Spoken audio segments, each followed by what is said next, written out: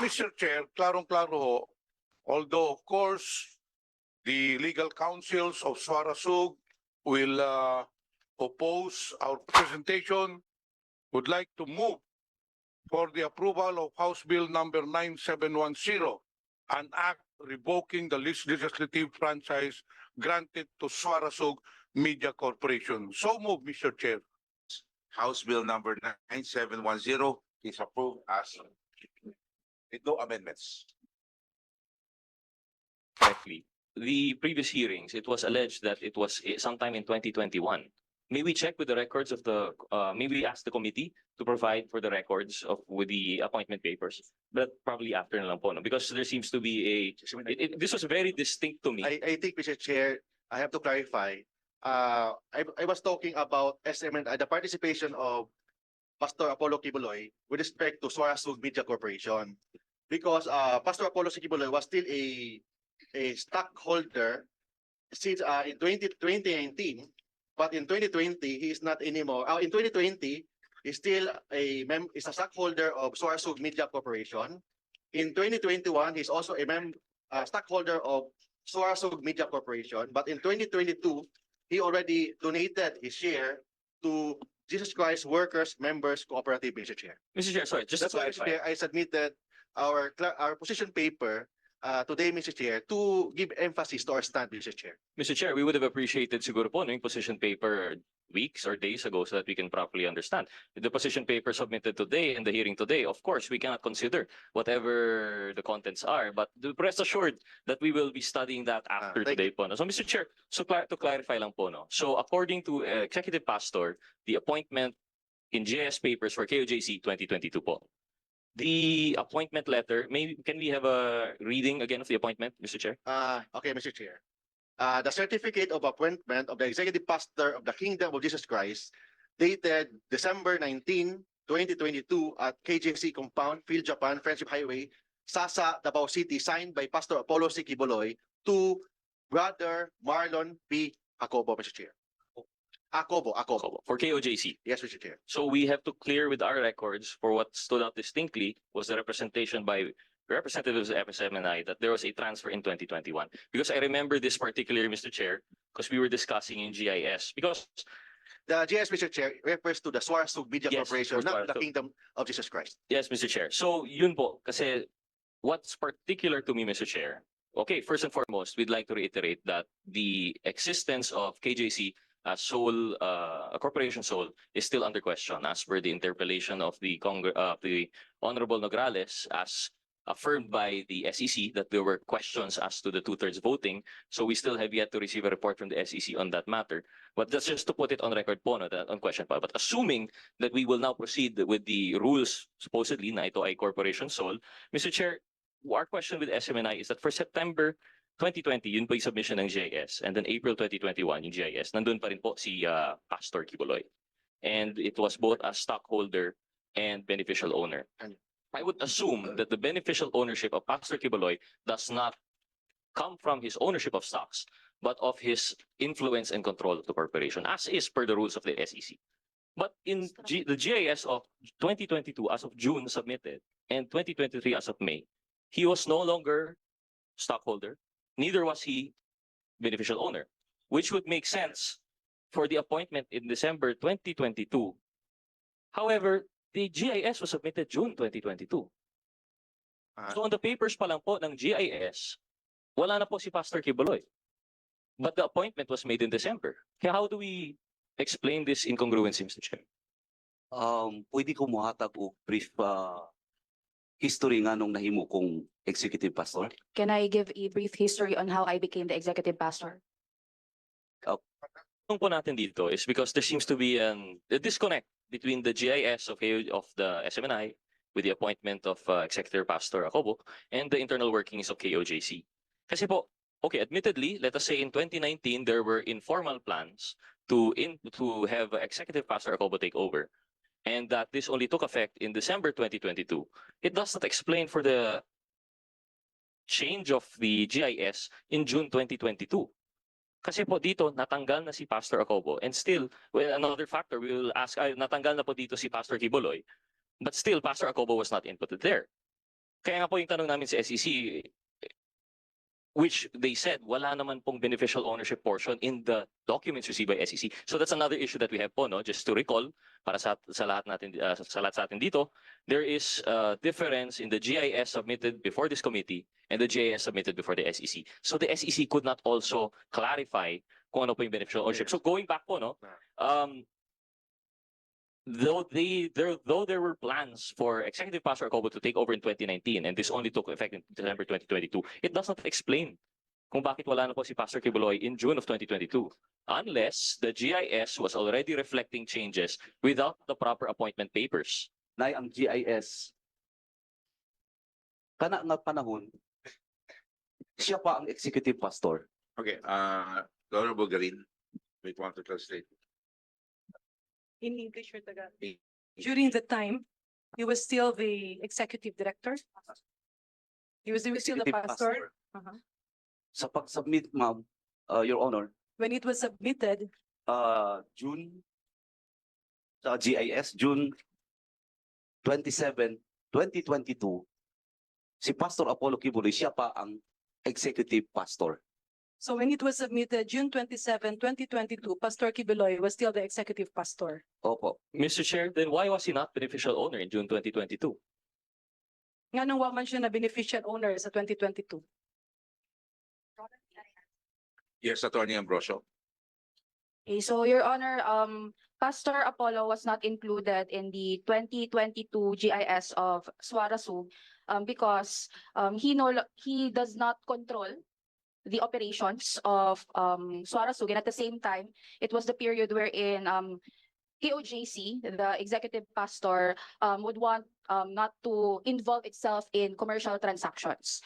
So that's why during this period, all control was given to Suarasug because they have their own board of directors. So that's the reason, Your Honor. Mr. Chair, of course, we'll have to accept that as the reasoning, but it is highly suspect because for the years 2022 and 2023, KJC still had 53.4% ownership, not including the indirect ownership they had through Phoebus, which had 46.2%. So if the reasoning is to divest, I think that would have done through the stockholders. Now, Mr. Chair, the question here, and if that were the case, is it not his being beneficial ownership of 2020 and 2021, in which he was still there, was because he was executive pastor? Therefore, it follows in 2022, when he was still executive pastor, he still should have been beneficial owner. And not only that, after 2022, Executive Pastor Acobo is nowhere to be found in the beneficial ownerships as executive pastor for 2022 nor 2023. So, Mr. Chair, this only supports what we have been inclined to believe, that there is confusion in the papers being submitted before this committee under Section 12 on reportorial requirements, made worse by the fact that the document submitted here is different from the document submitted with the SEC. So it brings to focus again, Mr. Chair, the issue of whether SMNI, this is no longer KOJC, SMNI is faithfully fulfilling its obligation and duties under the franchise of privilege granted to it by this body, by this August Hall. At one of your star talents, independent contractors, was found guilty of indirect contempt. Mr. Chair, may we find out from SMNI if there has been any action on their ethics board ba yun, or remedial board or disciplinary board? Mr. Chair, I'd like to ask, what is that? Who is the talent? Is Mr. Chair, si Ms. Badoy. Miss Badoy and Eric Celis, they have their program kasama Laban Kasama ang Bayan is no longer is suspended as of today, Mr. Chair. As of today, No, since February, Mr. Chair.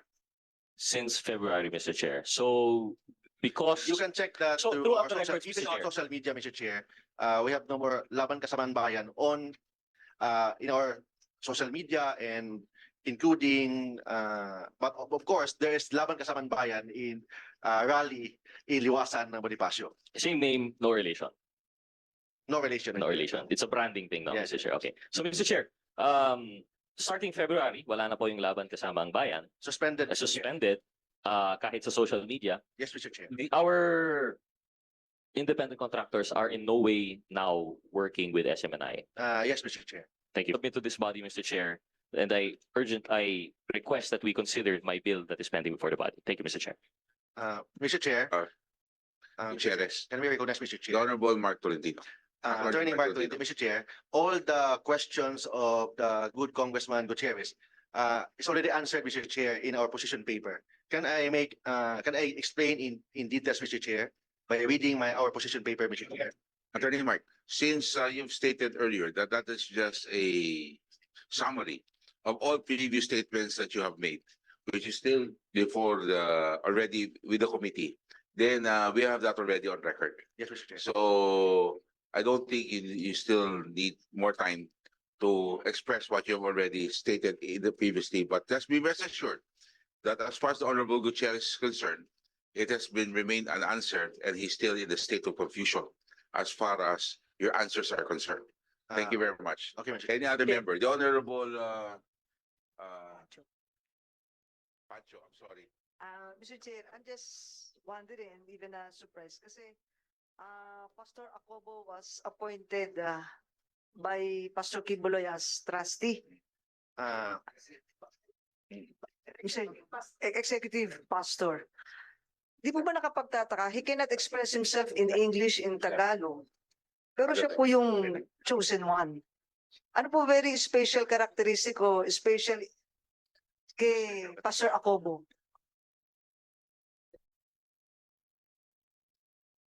Ma'am, it's a management prerogative na ni pastor nga siya ang mupili kinsa ang gustong mupuli sa iya ha, whether makasulti og English o dili. So it's That is Pastor the- Kibuloy's prerogative based on management skills, not dependent on the mastery or the art of speaking either in Tagalog or English. Thank you po, Mr. Chair. Thank you, ma'am. Proceed.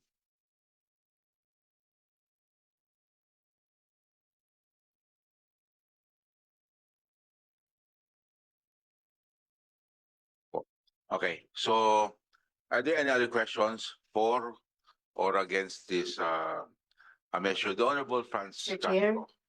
Yung tungkol lang po sa SMNI, no? So, iba po yung sa KOJC, no? Yung mga trustee doon. And of course, with the SMNI. So, gusto ko lang itanong, Mr. Chair, dahil ang I mean, yung stockholder na KOJC, tama ba? Stockholder ang KOJC sa SMNI. And KOJC, Mr. Chair, is a church, di ba? So, church siya. So, tanong ko lang, Mr. Chair, kung nagbabayad po ba ang SMNI ng tax since ang majority stockholder ay church. So, paano po ba yan? Siguro sa BIR, Mr. Chair. So, siguro masasagot po ni Attorney Mark Tolentino kung paano ba yung gano'n na merong component ng church as a stockholder ng SMNI, and then yung SMNI ay in a commercial business, di ba? O sa business siya ng broadcasting. Mr. Chair, it is not the Kingdom of Jesus Christ who is the stockholder of Suarez Media Corporation, but it is the executive pastor of the Kingdom of Jesus Christ, the name above every name. So, under the latest 2022 GIS, Mr. Chair, and also 2023, with respect to the taxes, we complied all the BIR regulations, payment, and we can present that to this honorable body, our income tax return of Suarez Media Corporation, Mr. Chair. And it is open book. You can ask the BIR whether or not we complied all the tax requirement, Mr. Chair. Okay, Mr. Chair. So, ano rin po ba yung yung executive pastor as stockholder doon sa SMNI, Mr. Chair, yung benefits niya from that? So, paano po ba yon as a major stockholder po doon sa Mr. Chair, if I executive may. pastor, Mr. Chair. Yeah, Mr. Chair, if I may, with due courtesy to the Honorable Franz Castro, just a quick interjection, Mr. Chair, if I may. Because SMNI is the business name, but the corporate name is actually Suarasag. So maybe for reference, because it's on the records, if the Honorable Castro will be amenable, all her reference to Sunshine Media Network International earlier be changed to Suarasag Media Network International.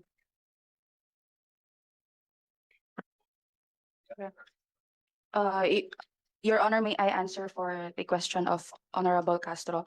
So as to KOJC, aside from being a stockholder of Suarasug, KOJC is also a block timer. So we broadcast spiritual programs through Suarasug, and in case there will be income, dividends may be declared and may be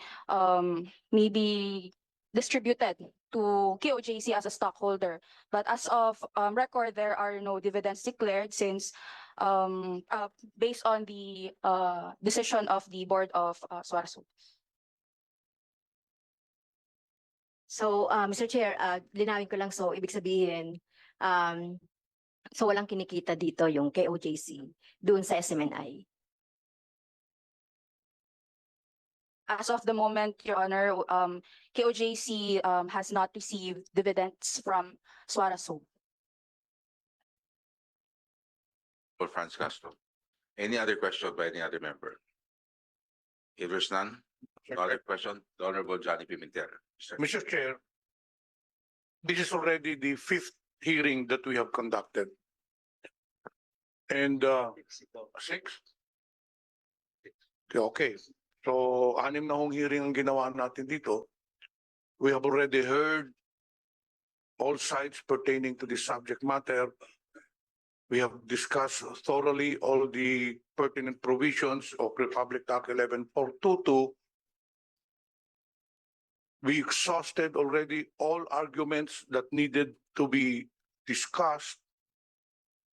And Mr. Chair, of the 6 hearings that we have conducted, this committee, I believe, was able to establish violations of Suarasug to their franchise. And may I repeat what has been stated by the author, Representative Gutierrez. First and foremost, we have seen or we have established that they were in violation of Section 4, responsibility to the public, which we have already thoroughly discussed, which I will not discuss anymore. Section 10, the sale, lease, transfer, grant of usufruct or assignment of franchise. We were able to establish that there was a exchange of ownership from Kingdom of Jesus Christ.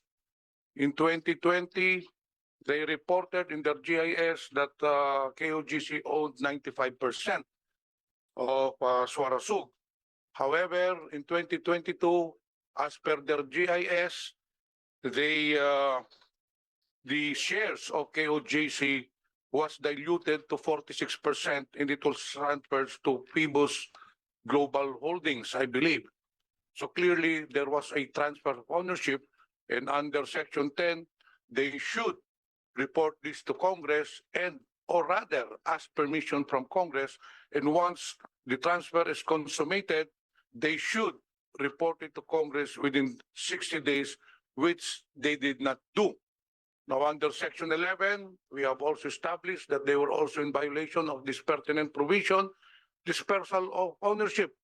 It is very clear that in the life of their franchise, they should offer to Filipino citizens at least 30% of its outstanding stock. However, for the past 29 years on which they have been operating, not a single stock has been offered to Filipino citizens. And lastly, Section 12, which is the reportorial requirement. So, Mr. Chair, klarong-klaro ho, although of course, the legal counsels of Suarasug will oppose our findings. They have their own interpretation also of the law. But I believe that this committee has found sufficient grounds to revoke their franchise. On this note, Mr. Chair, this representation would like to move for the approval of House Bill number 9710, an act revoking the legislative franchise granted to Suarasug Media Corporation. So move, Mr. Chair. There is a motion. Approval of House Bill 9710. Any second? Second the motion, Mr. Duly Chair. seconded by the Honorable Pancho. Any objections? The chair in objections. House Bill number 9710 is approved as with no amendments. may I suspend the hearing to direct the committee